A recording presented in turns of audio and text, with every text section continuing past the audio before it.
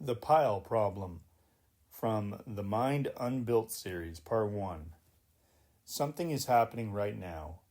Not just processing, not just your ears hearing this talking, your brain decoding words into meaning. Something it is like to be you, here, listening to this. You don't need to be convinced of this. You're in it. That fact, the sheer there-ness of experience, is the most obvious thing in the world. It is also, after centuries of sustained philosophical and scientific attention, almost entirely unexplained. This is not a failure of effort. The people who have worked on this problem are not stupid. The problem is that we have been trying to explain something we haven't cleanly defined. And the definition problem turns out to be prior to everything else. Here is what gets called consciousness. The redness of red, not the wavelength, but the felt quality of seeing it. And not just red, the specific texture of embarrassment, which is nothing like the texture of grief, even though both are unpleasant. The way a particular piece of music lands in the body rather than just the ears. These are felt qualities, each one distinct, each one irreducibly interior. Philosophers call them qualia. You call them Tuesday. Also called consciousness. The fact that you can direct your attention. Right now you are hearing this sentence. You could shift to the ambient sound in the room, or to a memory, or to a sensation in your left hand. Experience appears organized in ways that foreground some things and background others. Also called consciousness. The sense of being a self. Not just processing information, but processing it as you, continuously, recognizably, with a history that belongs to someone. The person who woke up this morning is the same person hearing this now, and you know it without having to check. Also called consciousness, the awareness that you are aware, the ability to think about your own thinking, to notice that you're distracted, decide to focus, watch yourself succeed or fail at that. Also called consciousness, wakefulness, memory, the sense that experience unfolds through time rather than arriving all at once. Looking back at that list, these are not the same thing.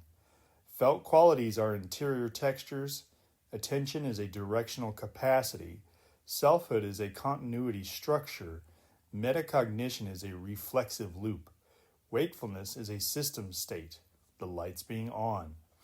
They travel together so reliably that we have treated them as a single phenomenon and given them a single name. But traveling together is not the same as being the same thing. Your keys and your wallet are in your pocket together every morning. That doesn't make them one object. The pile has been accumulating for a long time.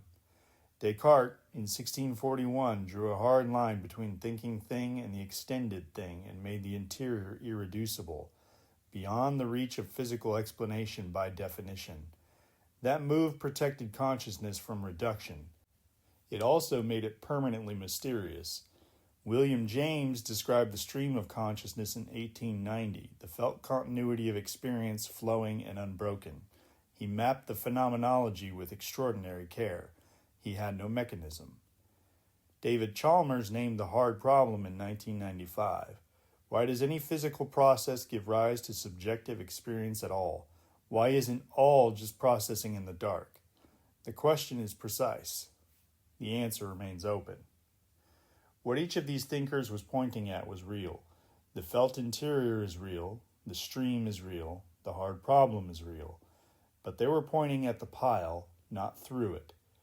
The history of consciousness studies is, in large part, a history of increasingly sophisticated descriptions of something that was never clearly sorted. That's not a criticism, it's a diagnosis.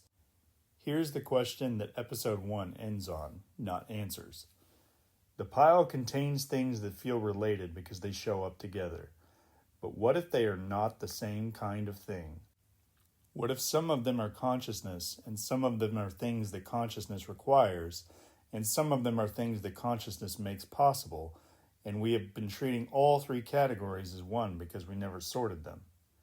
If that's true, then the centuries of accumulation make a different kind of sense. Of course, the pile resists explanation. You cannot explain a mixed category. You can only describe it in circles, which is largely what has happened. The sorting remains unresolved. That's where this series begins. Next, running the ingredients against a criterion, what actually belongs in the core and what was always something else. This is episode 1 of The Mind Unbuilt, a series exploring the definitions of consciousness. If you would like to follow the conversation, subscribe for free. Thanks for listening.